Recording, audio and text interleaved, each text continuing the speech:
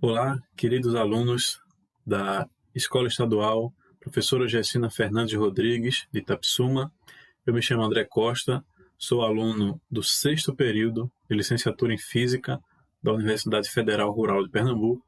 Estou aqui para apresentar para vocês um pouco do que será a nossa oficina, na verdade a primeira parte da nossa oficina de Física, tá? Cujo tema é esse que vocês estão vendo aí no vídeo, spoiler do Enem, os 5 conteúdos de Física que mais caem. Ou seja, vamos entender um pouco do que é o Enem, como é que ele funciona, como é que ele está estruturado e quais os conteúdos de Física dentro da prova de Ciências da Natureza que mais são cobrados, né? Os que mais aparecem, para que você consiga realizar uma preparação mais sólida, né? Sabendo o que é que você vai encontrar na prova. Espero de coração que todos vocês estejam se preparando para fazer a prova do Enem nesse ano. Ela será realizada no mês de janeiro, porque essa prova ela traz muitos benefícios, traz uma série de oportunidades que vocês devem aproveitar. Então, vagas em diversas universidades públicas e privadas para os mais diversos cursos. Então, vocês não devem deixar de participar do Enem. Espero que a oficina te ajude. Tá? Essa oficina ela é fruto da minha disciplina de estágio supervisionado. Né? Um pouco mais eu serei um professor de física formado, por enquanto ainda estou em formação, e eu preciso ter essa experiência. Infelizmente, por conta da pandemia, do Covid-19, nós tivemos que nos afastar, então não pude estar com vocês na escola. Mas, através da nossa oficina, seja através dos vídeos, através dos formulários ou através da nossa sala, lá no Google Classroom, nós vamos conseguir ter um contato legal e aprender muita coisa juntos. Tá? Espero que gostem, espero que aproveitem e interajam da melhor forma possível. Vamos juntos? Bom, gente, inicialmente, o Enem, para quem não está muito por dentro, é o Exame Nacional do Ensino Médio. Ele é realizado anualmente como uma prova que avalia o resultado dos alunos no ensino médio, tá? Em todas as competências de todas as disciplinas. E ele ocorre uma vez por ano e é através da nota do Enem que muitas universidades, para não dizer todas, do Brasil, utilizam para o ingresso dos estudantes. Isso nem sempre foi assim, né? Durante um tempo, o Enem ele dava somente um incentivo na sua nota, mas não era a sua nota final para você ingressar na universidade. Hoje é. Então isso é uma realidade, é uma coisa muito boa, que tem trazido muito benefício para todos os estudantes do Brasil. Algumas datas importantes desse Enem, tá? O Enem 2020, a edição desse ano, que será realizado, a aplicação no primeiro dia será realizada no dia 17 de janeiro, a segunda aplicação, dia 24 de janeiro, como vocês podem ver aí, e a partir do dia 31 de janeiro será feita a aplicação do Enem Digital, que é uma novidade esse ano. Tá? Dia 17 e dia 24 é o Enem impresso, e dia 31 de janeiro e dia 7 de fevereiro, o Enem Digital. Tá? Dia 24 e 25 também ocorre a aplicação do Enem, só que são 2 dias consecutivos, né? Observe que nas outras modalidades são sempre aos domingos. Domingo e o outro consecutivo, você tem a segunda aplicação. Esse daqui é o Enem PPL. Tá? Significa o quê, professor? Significa que é o Enem para pessoas privadas de liberdade. Pessoas que estão em presídios, né, em penitenciários, e têm o interesse de fazer o Enem. Então, eles são aplicados no dia 24 e 25 de fevereiro. É importante ficar ligado a essas datas porque você tem aproximadamente, de uns dias atrás até a primeira aplicação do Enem impresso, você tem aproximadamente 3 meses. Então, se você estiver pensando em focar aí na preparação, é interessante agora intensificar um pouco, porque você tem 3 meses de preparação até lá. Bom, como é que está estruturado, então, o Exame Nacional do Ensino Médio? Ele contém 5 áreas específicas que vocês estão vendo aí na tela. A gente vai comentar rapidamente sobre cada uma delas, para você saber o que é que vem na prova, o que é que esperar dessa prova que vai acontecer aí no mês de janeiro. Bom, nós temos a primeira área, Ciências Humanas e suas tecnologias, que compõem as disciplinas de História, Geografia, Sociologia e Filosofia. Vocês acompanham essas disciplinas desde o início do ensino médio, né, e História e Geografia desde o início do ensino fundamental, anos iniciais, e elas serão cobradas dentro da prova de Ciências Humanas e suas tecnologias. Temos também a prova de Linguagem, Códigos e suas tecnologias, que envolve português, uma língua estrangeira que você escolhe na inscrição, né? Pode ser o espanhol ou o inglês. Nós temos artes, literatura, educação física, tecnologia da informação e comunicação. Tudo isso vai estar lá presente na prova de Linguagem, Códigos e suas tecnologias. Temos também a prova, e essa nos interessa muito, que é sobre ela que nós vamos conversar, a prova de Ciência da Natureza e suas tecnologias, que envolve 3 disciplinas diferentes: Física, Química e Biologia. Tá? Dentro dessas 3 disciplinas, nós vamos falar sobre a prova de Física, tá? O nosso objetivo nessa oficina.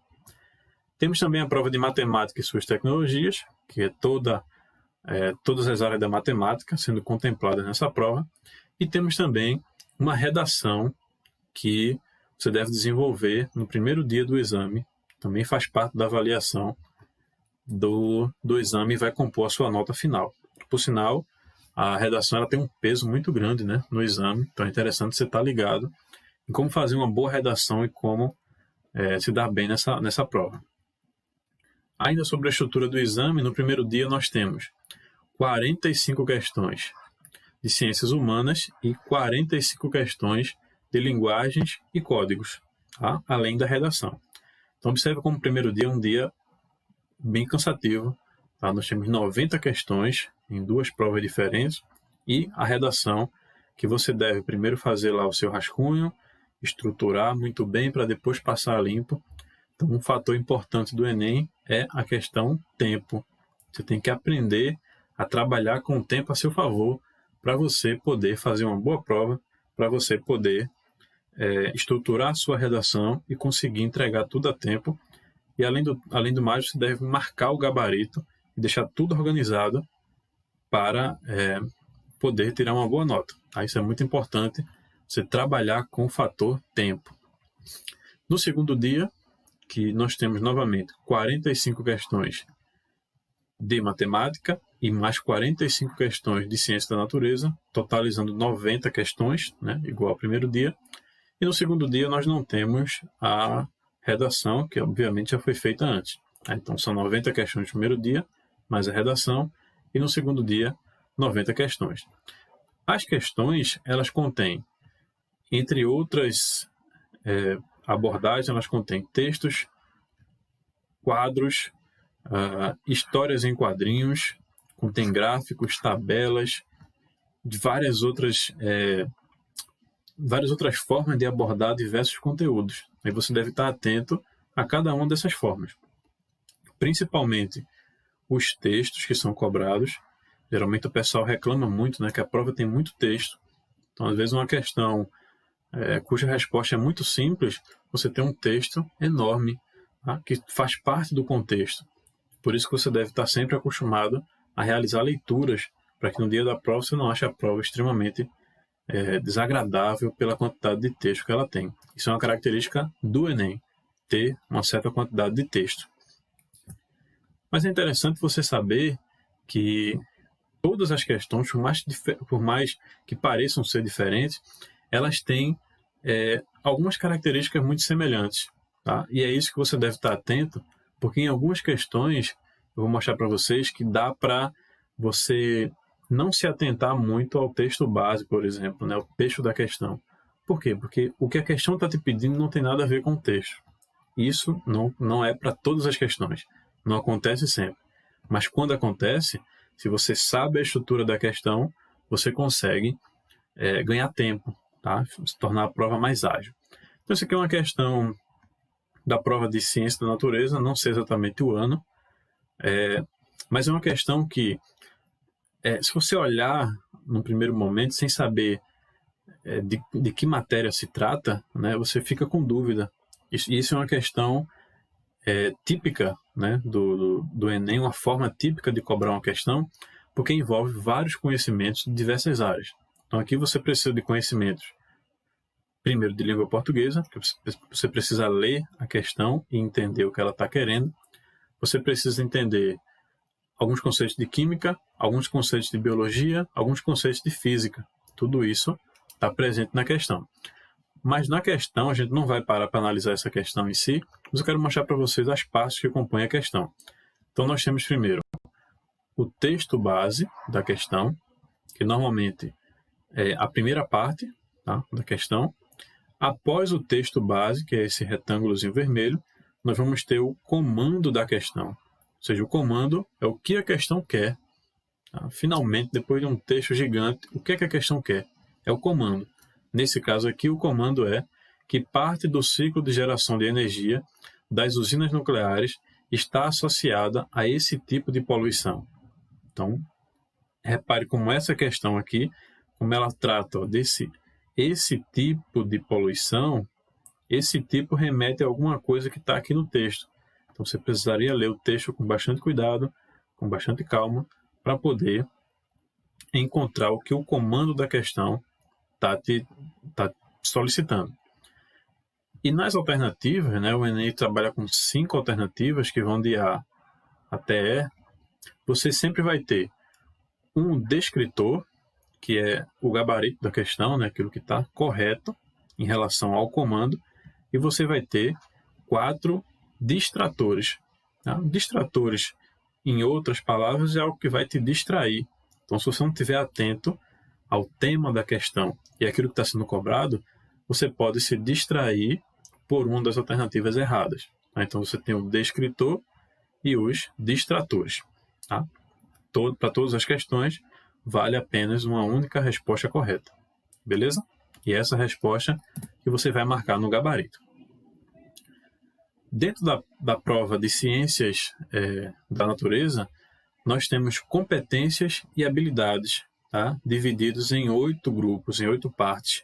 E aí vamos falar rapidamente sobre essas competências para você saber o que é que a prova vai te cobrar, tá? De competências em relação àquilo que você se preparou estudando durante todo o seu ensino médio e também trazendo informações lá do ensino fundamental. A competência de área 1, e lembrando, são 8 competências para 30 habilidades. Eu não coloquei as 30 habilidades porque seria algo que tornaria a aula um pouco cansativa, né? Um pouco demorada, então eu coloquei só as competências para a gente analisar rapidamente. Então, competência de área 1, compreender as ciências naturais e suas tecnologias, e as tecnologias a elas associadas, como construções humanas, percebendo seus papéis nos processos de produção e no desenvolvimento econômico e social da humanidade. A segunda competência diz identificar a presença e aplicar as tecnologias associadas às ciências naturais em diferentes contextos. A terceira competência, associar intervenções que resultam em degradação ou conservação ambiental a processos produtivos e sociais e a instrumentos ou ações científico-tecnológicas. Competência 4 diz compreender interações entre organismos e ambiente, em particular aquelas relacionadas à saúde humana, relacionando conhecimentos científicos, aspectos culturais e características individuais. A quinta competência, entender métodos e procedimentos próprios das ciências naturais e aplicá-los em diferentes contextos. A competência 6, apropriar-se de conhecimentos da física para, em situações problema, interpretar, avaliar ou planejar intervenções científico-tecnológicas. Competência 7, apropriar-se de conhecimentos da química para, em situação problema, interpretar, avaliar ou planejar intervenções científico-tecnológicas. E a competência 8, apropriar-se de conhecimentos da biologia para, em situações problema, interpretar, avaliar ou planejar intervenções científico-tecnológicas.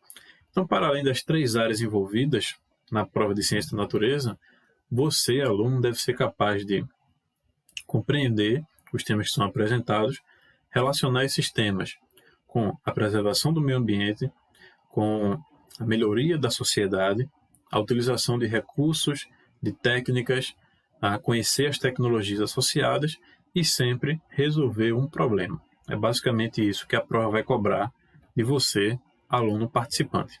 Tranquilo? Vamos para frente? E em relação aos conteúdos de física, o que realmente mais cai? Bom, essa é a nossa grande pergunta e é isso que a gente vai focar na nossa oficina, tá? Bom, inicialmente os conteúdos estão listados aqui em quantidade de questões, desde que o Enem mudou, tá? E passou a adotar uma nova forma de avaliar o aluno, isso aproximadamente no ano de 2009. Então nós temos aqui o campeão de questões para a área de física no Enem. Nós temos as questões de mecânica, e aí você deve focar em 3 áreas principalmente, 3 conteúdos: trabalho, energia e potência. São os conteúdos de física que mais aparecem na prova do Enem. Em segundo lugar, nós temos as questões de eletricidade. E aí nós temos questões que envolvem principalmente corrente, potência e resistores elétricos. Isso sempre aparece na prova do Enem, então é interessante focar nesses conteúdos. Terceiro lugar, questões de ondulatória. São questões que sempre aparecem, estudo das ondas, e aí você deve focar em reflexão, refração, interferência, difração de ondas, ressonância, polarização e também no efeito Doppler. Tá? São conteúdos que sempre, constantemente são cobrados em questões envolvendo ondulatória, que é o terceiro conteúdo mais cobrado em física. O quarto conteúdo mais cobrado é o conteúdo de termologia, ou seja, estudo da temperatura e das trocas de calor. E aí você deve focar em temperatura, pressão, mudança de estado físico, termologia e outros conteúdos, escalas termométricas também, vez e outra aparecem, então é interessante você focar nesses temas. E o quinto conteúdo, que mais é cobrado, é o conteúdo de óptica. E aí nós temos, para você focar, para você dar um gás, lentes e espelhos, principalmente os espelhos esféricos. Eles são muito mais cobrados do que os espelhos planos. Então, esses 5 conteúdos, essas 5 áreas da física, são sempre muito cobradas no Enem, né, ao longo da sua história, e provavelmente nesse Enem de 2020 continue dessa forma. Tá? Pode ser que uma área se sobressaia em relação à outra, mas provavelmente é isso aí que vai aparecer na prova. Se você estiver por dentro, se você estiver preparado e focar nesses tópicos que eu estou passando aqui, com certeza você vai conseguir acertar o máximo de questões possível dentro da aproximadamente aí 15 questões de física que aparecerão na prova. Tá? Novamente, a prova do Enem ela é totalmente contextualizada. Isso quer dizer que até na prova de matemática você pode ter algum conteúdo de física ali meio que difundido dentro da questão. Tá? Mesmo que para isso você não precise aplicar uma fórmula de física, né, uma equação, ou não precisa aplicar um conceito. Mas dentro da questão, dentro do contexto da questão, pode ter algumas coisas da física. Então é interessante você estar ligado nisso tudo. Tá? Bom, esse vídeo se encerra aqui, mas acompanhe o próximo vídeo onde nós vamos resolver algumas questões para você perceber o nível de dificuldade que a prova vai trazer. Né? Tem questões que são muito simples, você resolve sem nem precisar fazer um cálculo, e tem questões que são mais complexas, mais bonitas, e aí você vai precisar ter um pouco mais de raciocínio. Mas acompanhe o próximo vídeo, tá? Fica até o final, que você vai aprender muito, tenho certeza. Tá? Obrigado pela atenção, obrigado por acompanhar até aqui, e aquele abraço.